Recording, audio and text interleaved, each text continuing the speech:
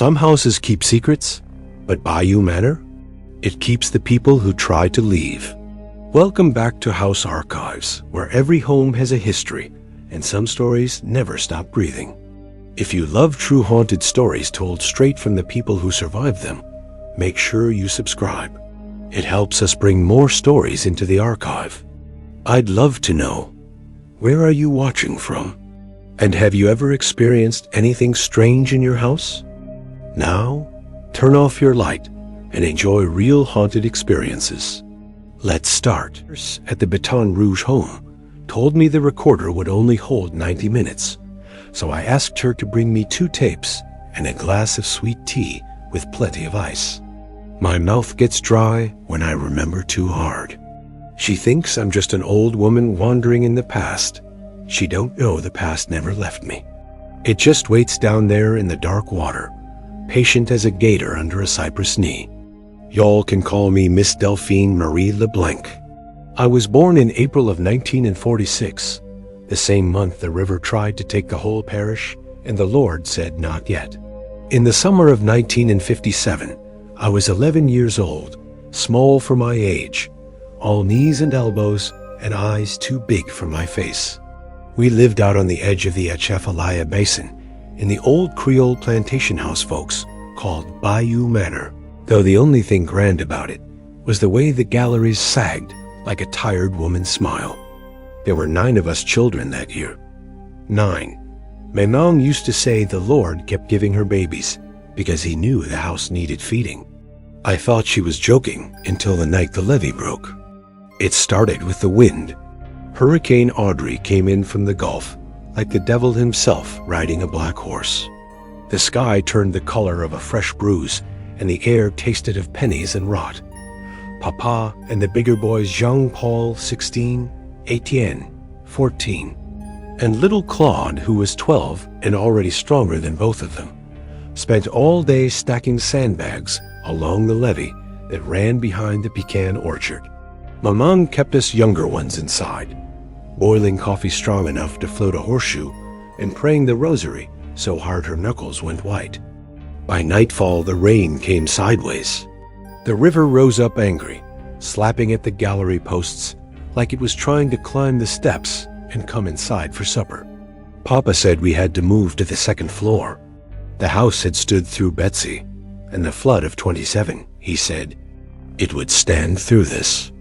We carried what we could, the babies, the kerosene lamps, Maman's cedar box with the baptism certificates, Papa's shotgun loaded with rock salt, and a single silver dime in the breech.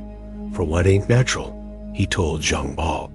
The attic stairs creaked something fierce as we climbed, but Papa made us stop at the 2nd floor landing.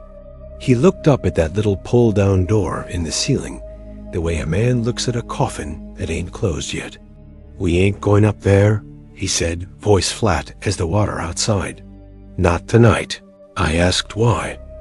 I was always asking why. Mamang slapped the question off my lips before it finished leaving them. I tasted blood and learned to keep my mouth shut.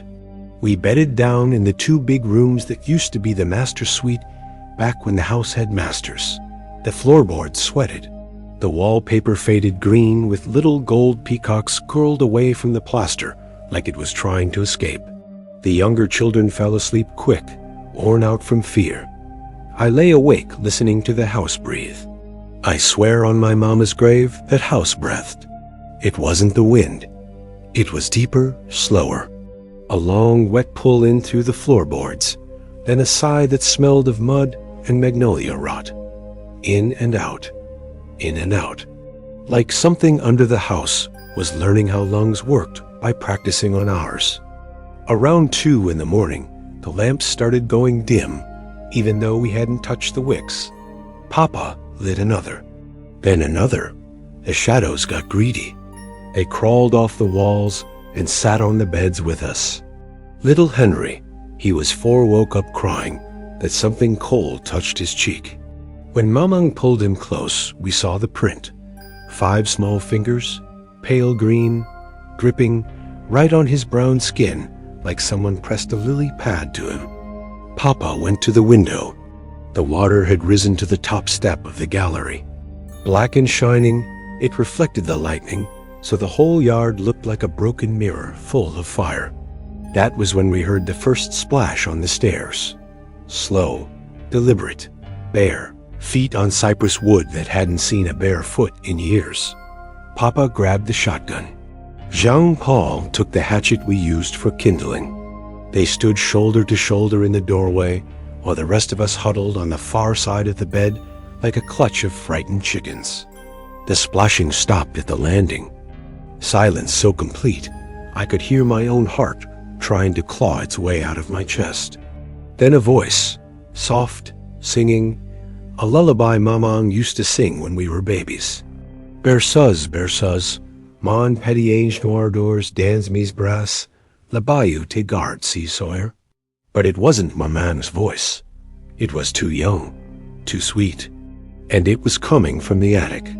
Papa's face went the color of crawfish mud. He backed into the room, shut the door, and started nailing it closed with the same 16-penny nails he'd used on the levee that morning. Jean-Paul held the planks.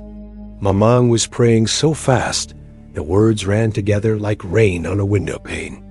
I asked again, quiet this time, whispering in Papa's ear while he hammered, why we were nailing the attic shut when the danger was the water outside.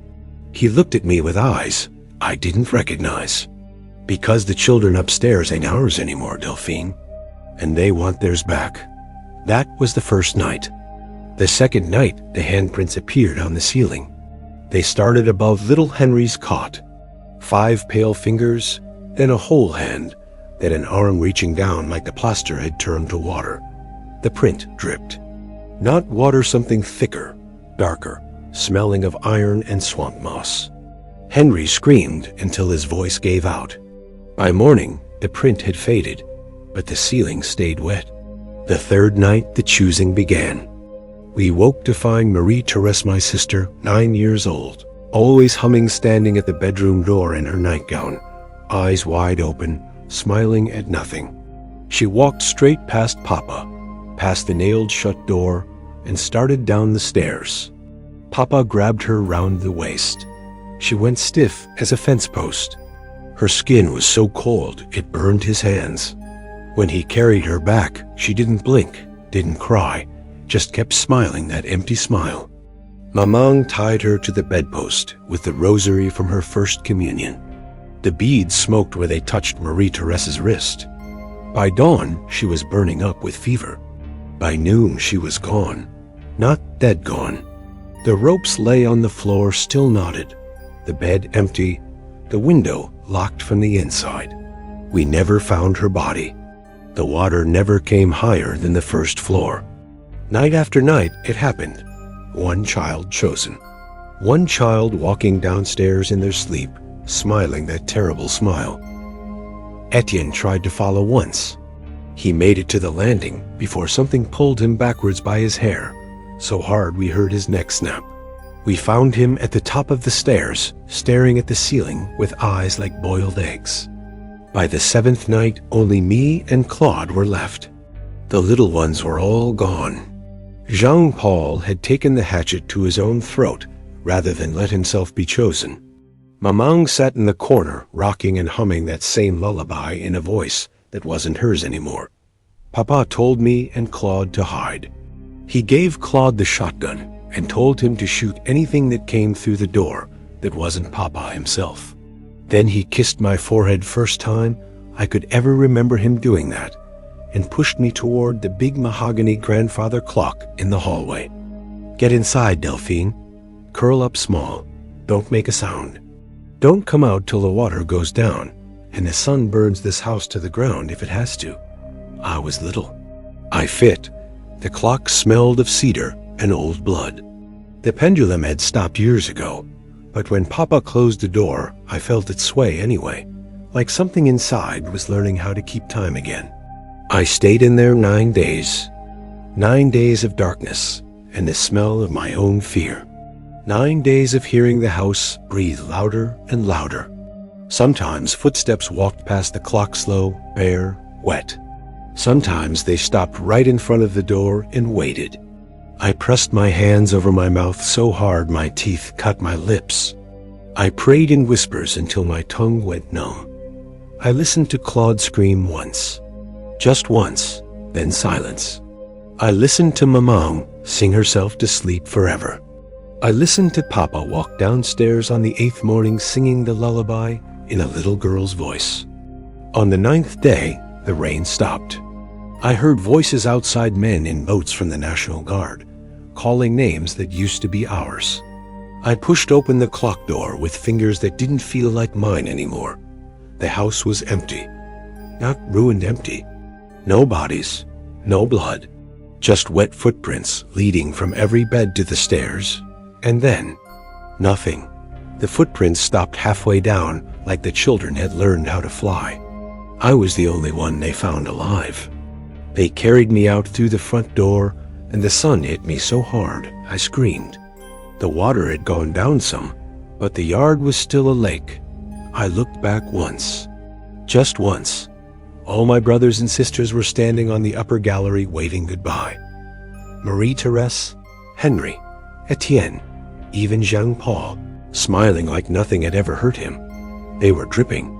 Their nightgowns clung to them like wet paper. And they had grown. Not old or taller. Stretched, somehow, like the house had pulled them like taffy. Marie-Therese raised one hand. She used to wave that way when we walked to school. Then the gallery door closed by itself, and they were gone. The guard took me to Baton Rouge. They said the house would be condemned. They lied. Houses like that don't get condemned. They get waited on. I grew up. I married a man who never asked why I flinched at the sound of rain on the roof. I had 2 children and buried one of them too young. Every time the river rises above flood stage, I dream of bare feet on the stairs, and I wake up tasting swamp water. Last year, 2023, they opened Bayou Manor to tours again. Some fool from New Orleans bought it, fixed the roof, painted the galleries that pretty Creole blue. They say it's beautiful now. They say it's peaceful. They don't know about the handprints that still appear on the ceiling when the moon is new. They don't know that every spring, when the Atchafalaya backs up and the cypress knees disappear under black water, folks driving past on the old levee road see children on the upper gallery waving. There's 9 of them now. Always 9.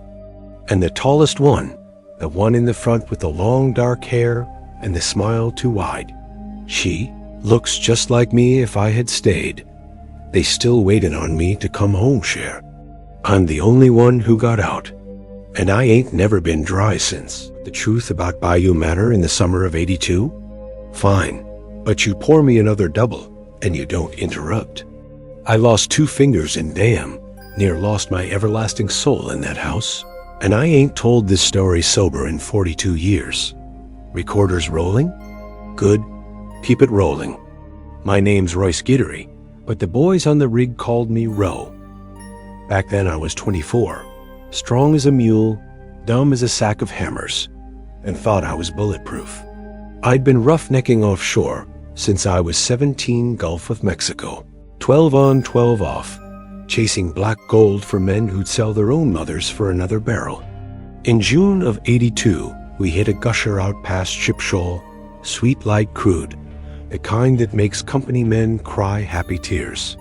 We were supposed to be heroes. Then the hurricane came.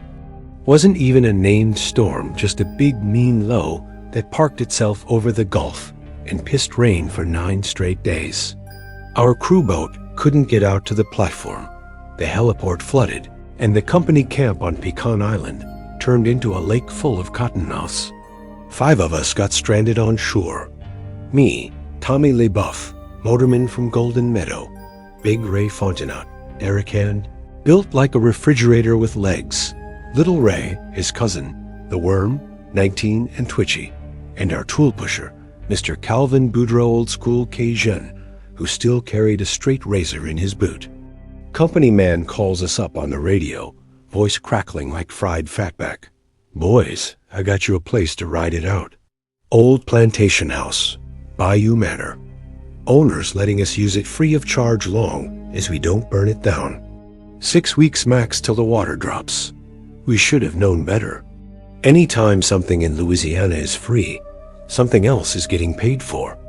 We rolled up that shell road in 2 pickups, mud to the hubs, Spanish moss dragging across the windshields like dead men's fingers. The house squatted there at the end of the levee, big white elephant, columns leaning, galleries sagging, paint gone gray as a corpse. Cypress trees crowding so close you couldn't tell where the swamp ended and the yard began. Air smelled like low tide and something sweet underneath, like somebody spilled funeral flowers in a grave. Old woman met us on the gallery, Miss Eula Mai, something or other, skin like wet newspaper, eyes the color of weak coffee. She handed Mr. Calvin a key the size of a .38 slug and said, "Mind the children. They get restless when strangers stay too long." Then she got in her little flat-bottom boat and pulled off into the sawgrass like a ghost. We laughed. 5 roughnecks afraid of children? Please. First week was almost normal. House had electricity, sort of. Lights flickered like they were breathing. We slept in what used to be the dining room because the upstairs smelled wrong, like milk left out too long. We cooked on a Coleman stove, played Bury till the wee hours, drank Jack's beer warm because the refrigerator wheezed and died the second night. Then the tools started moving.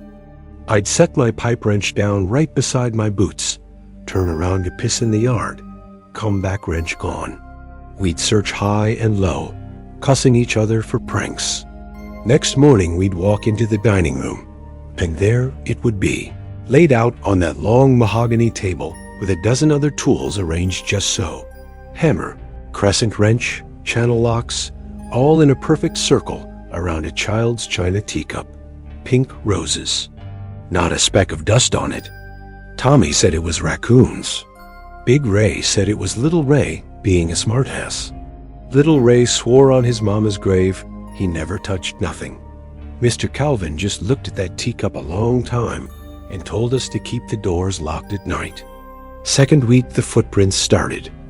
I woke up one morning with a headache like a mud pump in my skull. Bare footprints, small, bare, perfect, led from the foot of my cot straight across the heart pine floor, through the doorway, and up the main staircase. Wet. You could smell the swamp on them. They stopped halfway up the stairs and just disappeared, like the child stepped off the edge of the world. Every one of us had the same prints leading from our beds. Every morning. Fresh. We started sleeping with the lights on. Didn't help. Third week, the Polaroid showed up. Back then, we all carried Polaroid. One Steps Company made us document everything. One night, we're sitting around the table playing cards. Flash goes off by itself. Camera was on the sideboard 10 feet away. Picture slides out slow, like it's being born. It's the 5 of us asleep on our cots. Pictures taken from the ceiling, looking down. And sitting on each of our chests are children. Old-fashioned clothes, knickers, pinafores, bare feet, faces pale as candle wax, eyes wide open, smiling. Little Ray started crying, wouldn't stop. Big Ray slapped him so hard his lips split. Mr. Calvin took the photo, stared at it till his hands shook, then fed it to the Coleman stove. Flame turned blue, burned cold. Picture didn't turn to ash, just curled up black and kept smiling. That was the night Tommy tried to leave. He waited till we were asleep, took the keys to my Chevy, slipped out the front door. We heard the engine turn over, heard him spin tires in the mud. Hour later, the headlights come sweeping back up the drive. Truck rolls to a stop right in front of the gallery. Engine running, door open, empty. We found the truck exactly where we left it, the first day, parked under the same live oak, keys still in it, mud on the pedals still wet. Odometer hadn't moved a single mile. Road out was only one road. Tommy never came back. After that, the loop got tighter. Big Ray tried next. Walked out at noon with a backpack and a jug of water, said he'd follow the levee till he hit high ground. We watched him go. 20 minutes later here, he comes walking back up the front steps, sunburned, lips cracked, eyes wild. Said he walked 6 hours straight, and the house just kept showing up in front of him again, like a dog that won't stay home. Little Ray lost his damn mind around week 4. Started talking to people who weren't there. Called them by names none of us knew: Amelie, Octavie, little Francois. Said they wanted to play hide and seek. One morning we found him in the parlor, curled up inside the old piano, lid closed, humming that French lullaby through the wood. Mr. Calvin tried to call the company on the marine radio. Static. Nothing but children giggling under the static. That left me and Mr. Calvin. 5th week, the children stopped hiding.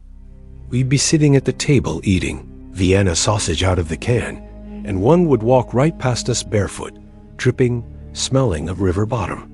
Never looked at us. Just walked through the room like we were the ghosts. Sometimes they'd stop and tilt their heads, listening to something we couldn't hear, then keep going.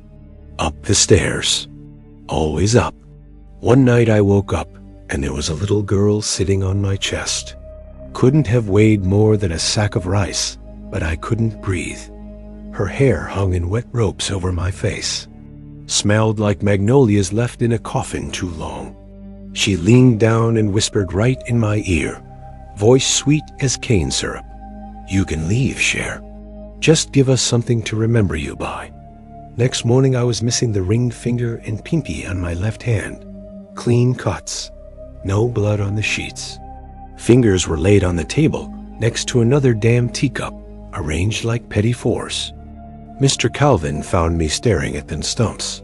He didn't say nothing. Just handed me the 5-gallon can of diesel we kept for the generator and a Zippo lighter with a naked lady on it. I knew what he was fixing to do. We waited till dusk. Children were singing upstairs, "Ring Around the Rosie" in French, voices echoing like they were inside the walls. Mr. Calvin looked at me one last time. "House is full, Ro. Ain't room for grown men no more." He struck the lighter. Fire caught fast old heart pine and 150 years of dry rot. Flames went up blue and green, colors you ain't supposed to see in a normal fire.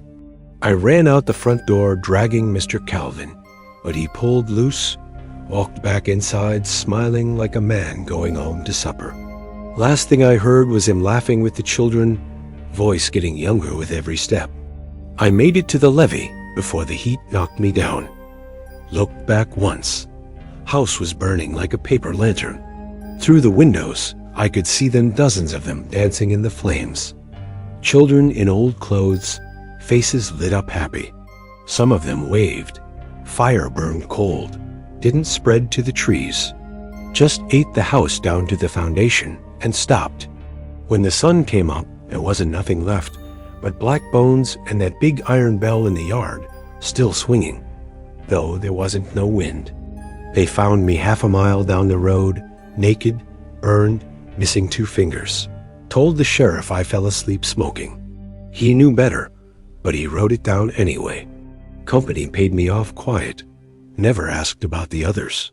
Sometimes, late at night, when the fog rolls in thick and the jukebox in here plays something slow in French, I can still smell that house burning. Blue fire, children laughing. I lift my hand to light a cigarette, and I see the scars where those fingers used to be. House took its toll, said 2 fingers was cheaper than my soul. I still ain't sure it was. Now buy me one more drink, Cher, and turn that recorder off. Some things ain't meant to be played back twice. Never told this on the record before. I'm only doing it now because the statute don't matter anymore. The files are gone, and most of the people who could fire me are dead. My doctor says I've got 6 months, maybe less. Liver's finally cashing the check my conscience wrote a long time ago. So light me another cool and let the tape roll, baby. This one's heavy. My name is Marlene Thibodeau, badge number 0475, Department of Children and Family Services, Region 4. Between September 2005 and April 2011, I personally transported 47 displaced children to an emergency group home called Bayou Manor, 47. I remember every name. I still say them when I can't sleep. After Katrina, and then Riga a month later, the whole system collapsed. Shelters overflowing, foster homes gone underwater, kids separated from parents in the evacuations. State was desperate. Somebody, I never found out who exactly, leased that old plantation on the Atchafalaya for pennies. Told us it was fully staffed, fully licensed, fully safe.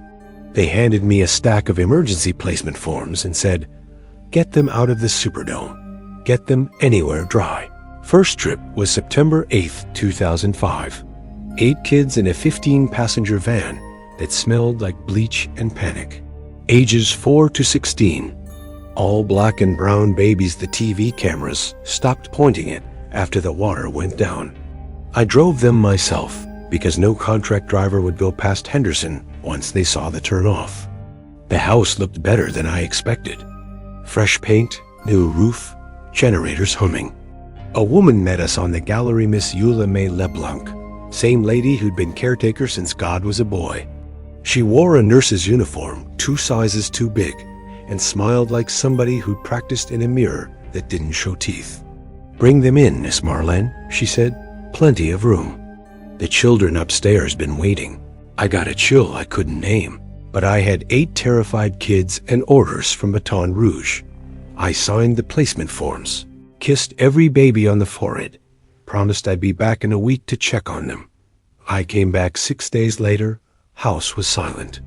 No kids on the lawn, no voices, no lights in the windows after dark. Miss Eula met me at the door with sweet tea and a clipboard. "All 8 reunified with kin in Texas," she said, sliding me carbon copies already stamped approved. Fastest I ever seen. Something stank worse than the tea. I asked to see the rooms. She told me the children were napping and it would disturb them. I left because my supervisor was blowing up my pager. More buses, more kids, more emergencies. That was the pattern for 6 years. I'd bring a van load, sometimes 4 kids, sometimes 12. Miss Eula or one of her silent helpers would sign them in. I'd come back a week or 2 later, and they'd all be reunified or transferred to a long-term therapeutic facility in Shreveport. Files closed, case numbers retired. I got so busy, I almost believed it. Then the Polaroids started showing up. First one was in my locked briefcase, tucked between case files like it belonged there. 8 children, my first group, standing single file on the attic stairs of Bayou Manor. Same clothes I dropped them off in, but cleaner. Hair braided neat. They were smiling, but their feet weren't touching the steps. They were floating an inch above the wood. Date stamp on the bottom, September 15th, 2005. A week after I'd left them. I thought somebody was pranking me. I drove back that night. No call ahead. House was dark, except one window on the 3rd floor. I banged on the door till Miss Eula answered in her nightgown. "Where are my babies?" I asked. She smiled the same dead smile. "All gone home, Miss Marlene. You want some tea?" I pushed past her. Searched every room. Nothing. Not a toy, not a shoe, not a crayon mark. House smelled like magnolia and wet grave. Next set of Polaroids came a year later, slipped under the windshield wiper of my state car while I was in court. 12 kids this time. Same attic stairs. But they were taller. Older. The 4-year-old was now closer to 10. The 16-year-old had a full beard. Eyes still smiling, feet still floating. I started keeping a private log. Names, dates dropped off. Dates the Polaroids appeared. By 2009, I had 34 photographs.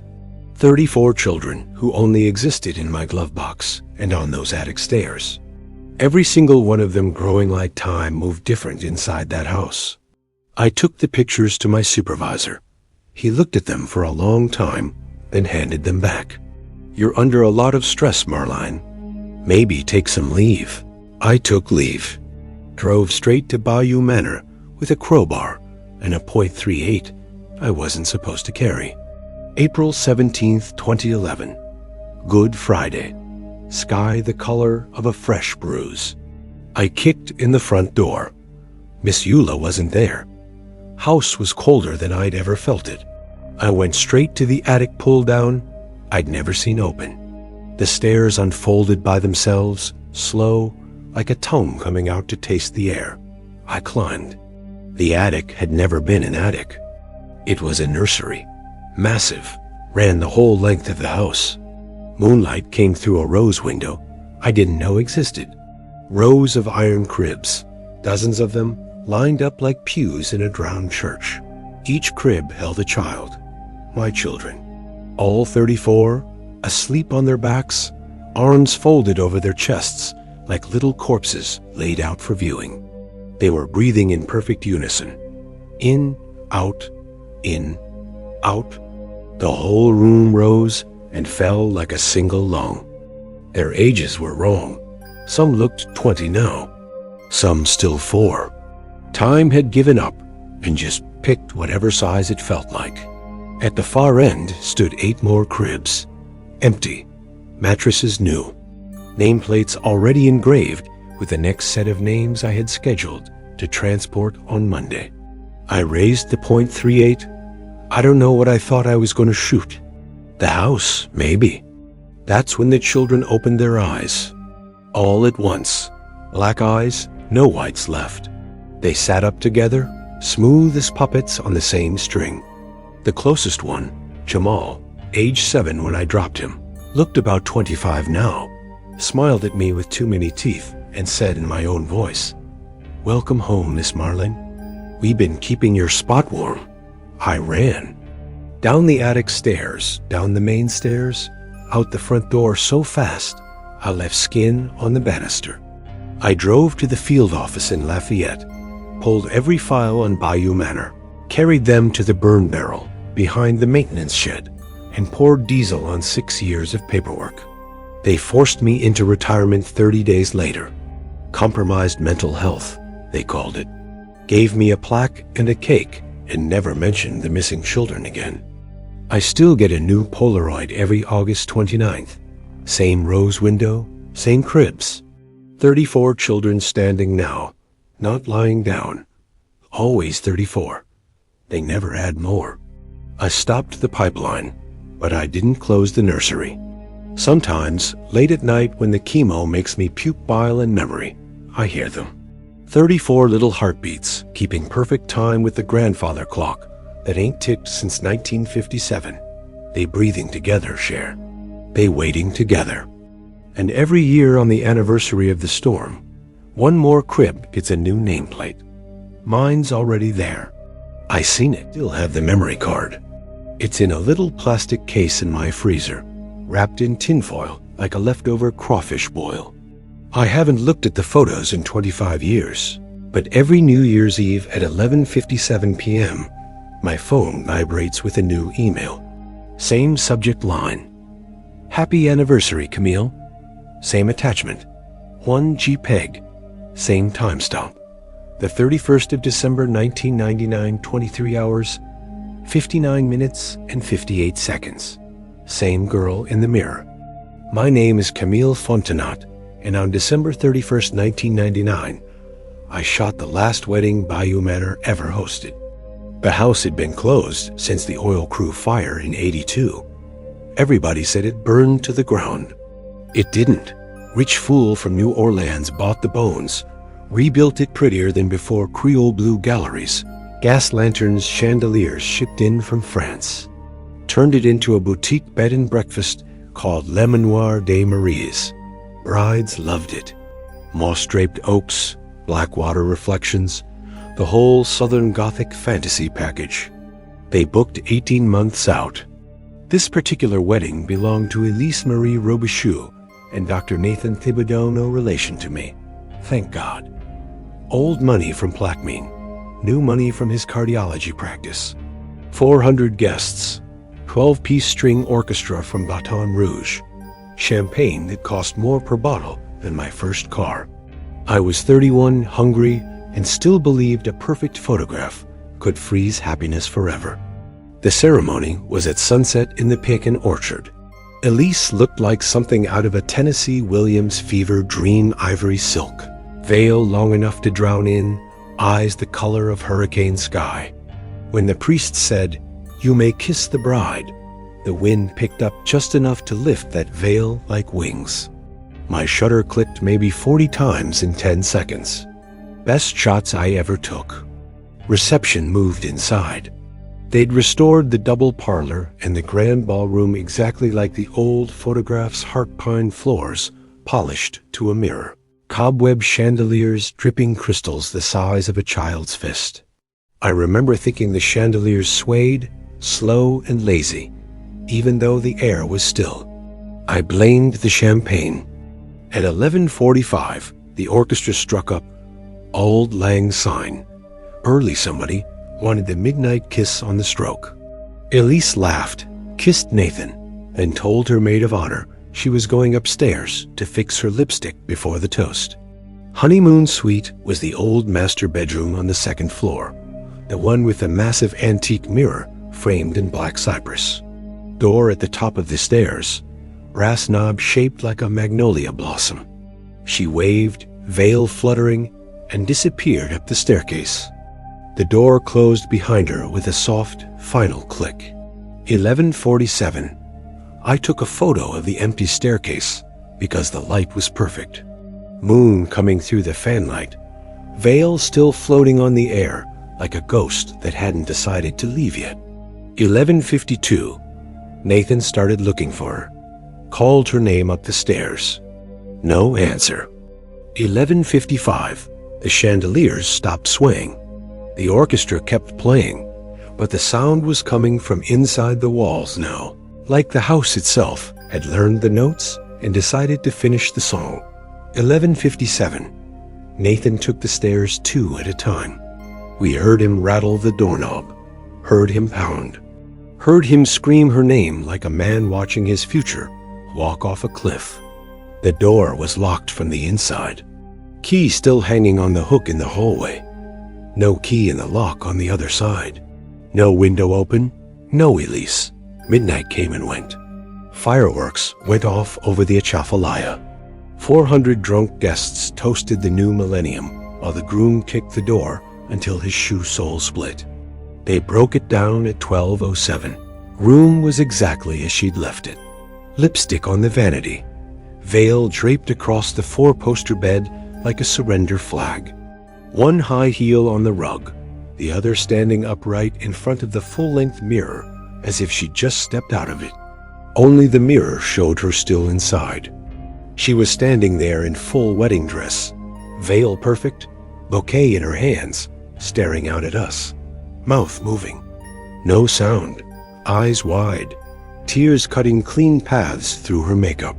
She raised one hand, pressed it to the inside of the glass. The real room behind her in the reflection was the ballroom downstairs, empty, cobweb chandeliers swaying again. Nathan lunged at the mirror. His hand hit solid glass. Hers stayed on the other side. I don't remember lifting my camera. Muscle memory, I guess. The shutter clicked once. That's the photo that still comes every year. For the first 5 years, the image barely changed, just Elise, veil bright, lips red, eyes begging. Then things started to rot in real time. Veil yellowed, lace blackened. Flowers in the bouquet turned to brown slime dripping down her wrists. Skin grayed, eyes sank. By 2010, there was blood on the veil nobody could explain. By 2015, her mouth had rotted into that permanent black grin you see on corpses that have been in the water too long. But she keeps aging, right on schedule. This morning's email, sent at 11:57 p.m. sharp, same as always, shows a woman who would be 51 years old if she'd lived. Hair gone iron gray under what's left of the veil. Dress hanging off bones. One eye missing. Still in perfect focus. Still smiling like she's waiting for the kiss at midnight. The mirror itself? They took it down the next week. Shattered it with a sledgehammer on the gallery, while the priest from St. Martin de Tours prayed over the pieces, loaded the shards into a John boat, and dumped them in the deepest part of the basin. Didn't matter. Every year on New Year's Eve, guests at whatever house that mirror piece ended up in, somebody always fishes one out, thinking it's antique. They report the same thing.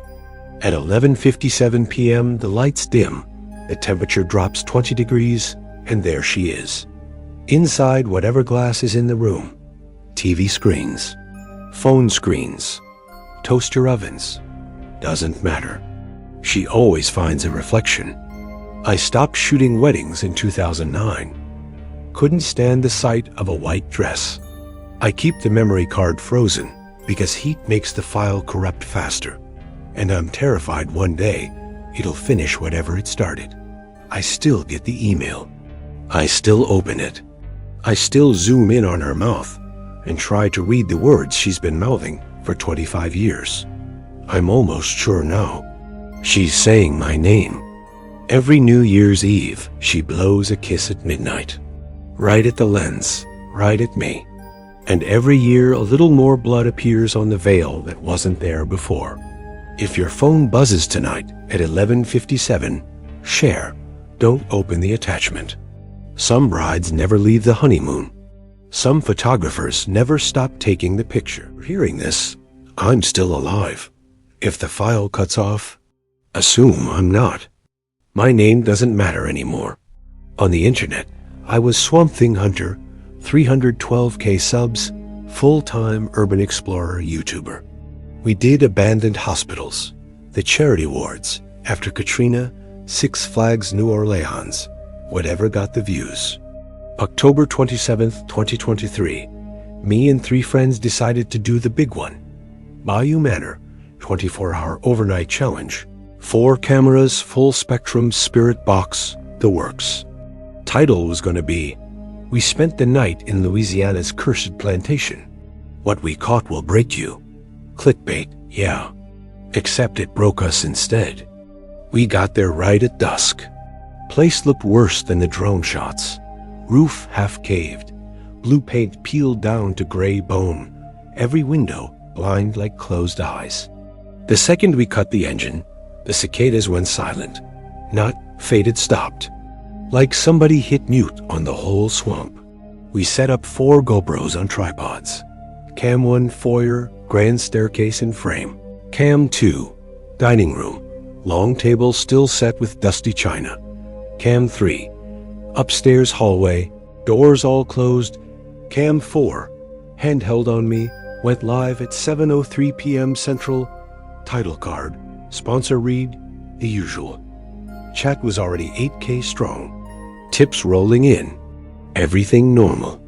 First 2 hours were gold. EMF spiking, cold spots, doors creaking by themselves. We laughed, called it the best location ever. At 10:42 p.m., the spirit box spat out a little girl's voice clear as day. Come play with us downstairs. Chat lost its mind. Donations hit 5 figures in 10 minutes.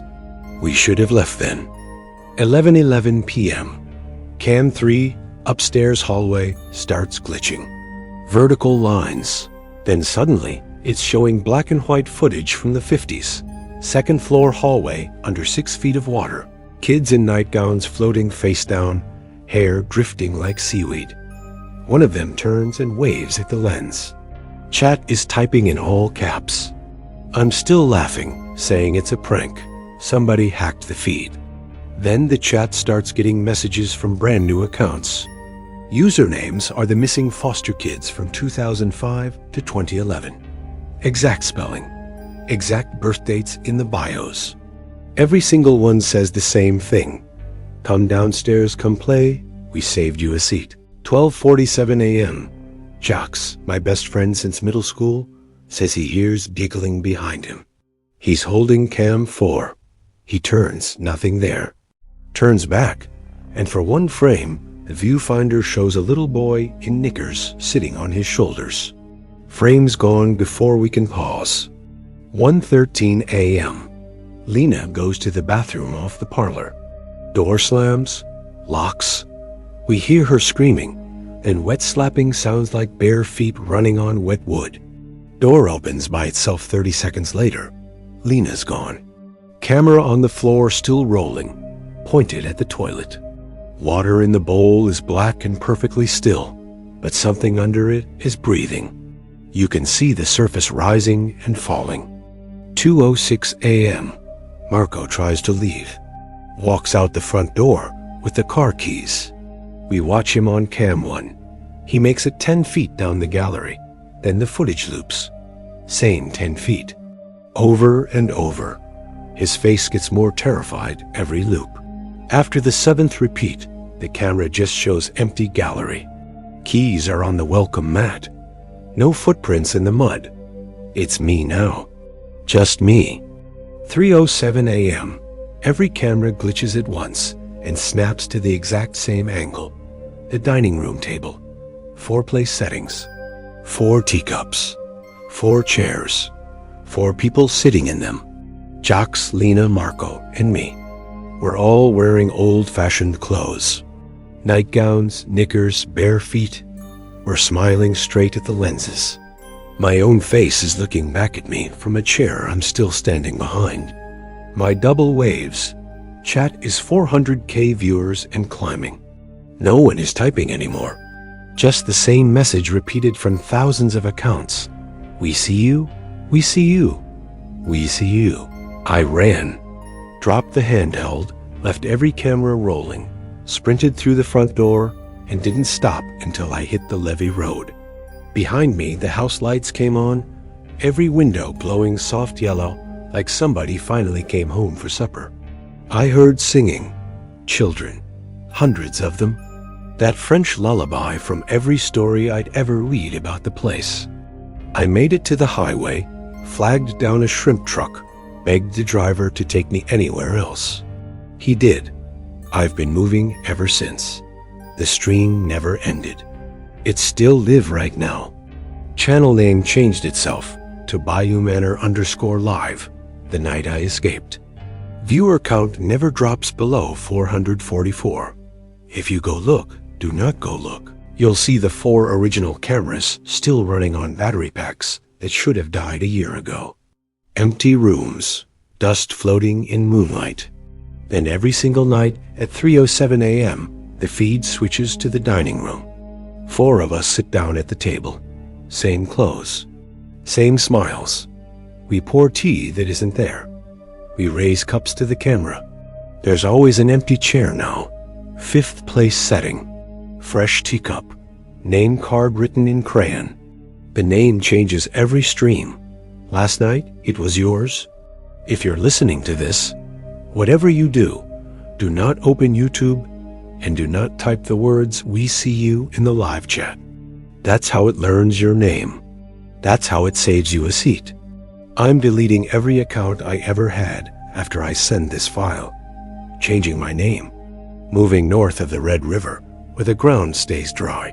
But I know it's patient. I know it's hungry. And I know one night at 3:07 a.m., the doorbell of whatever motel I'm hiding in is gonna ring. And when I look through the peephole, there'll be a little girl in a rotten nightgown holding a teacup.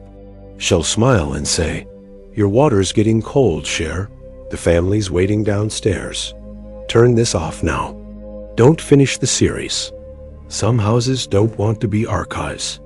They want to be home.